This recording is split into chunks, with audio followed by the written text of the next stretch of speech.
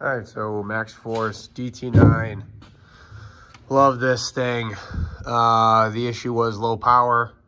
The code is SPN 94-17. We had FMIs 17, 18, and 1, and they were all low pressure, critical errors during startup, during acceleration. So it's 94-17, 94-18, and 94-1. So the 94.22 your low pressure pump. On this one is the one with the electronic head, which I have removed here. I'll show it to you. I have the filter removed here, and then I have the low pressure pump. On this model is the electronic low pressure pump. It is not the cam driven low pressure pump that would be mounted off of the high pressure fuel pump. You're not gonna be able to see it on the left hand side. Okay, so this one does not have that mechanical low pressure pump like others. It is solely the electronic fuel pump, and I'll show you because when I call the dealer, this is what, with the VIN, right? You call the dealer with the VIN, and this is what they send you, okay? But this truck indeed does not have one of those. I verified that, and I'll just show you guys here real quick. Just in case anyone's wondering. Okay, if I still got it up here. Let me get this situated. Okay, so I'll just log in here.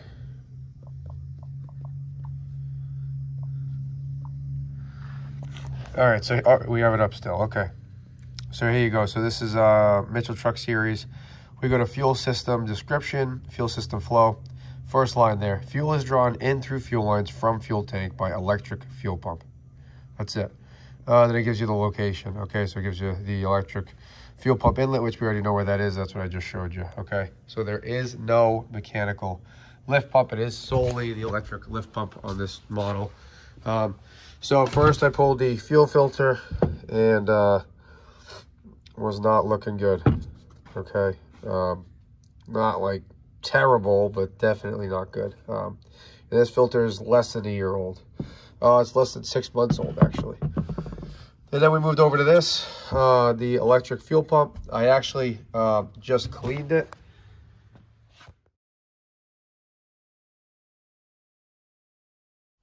I did just clean it, but this thing was terrible. This thing looked just like this, but it had some moisture in there because there was some white residue, which let me see if I can show you. Inside the housing here, you're gonna see a little bit still, yeah, like that junky stuff. Okay, that was all over it. Let me try to get this light here. So it's pretty nasty. So we're gonna clean out that. There's some sediment at the bottom of the filter housing. We're gonna clean both of those housings. Okay, and then I think that's quite clearly the issue between the filter and the strainer being clogged. But the strainer was so clogged that the pickup screen for the pump was completely gummed up as well. Okay, so it basically looked like this. Okay, so there was no way fuel was getting in there. All right, I did verify low pressure during acceleration with a load, and it did slowly drop off from 75 PSI to 55 PSI to 45 PSI until we had nothing. Okay, so I think this is going to be the solution here. It's not usually this simple with fuel filters and stuff like that, so it's a good one for me. So I hope this helps you guys kind of narrow it down. I know with this newer stuff, you kind of get away from fuel filters being the issue, but certainly with that 94, 17, 18, or 1, you guys can just check the filters, pull the pump, check the strainer, clean it up.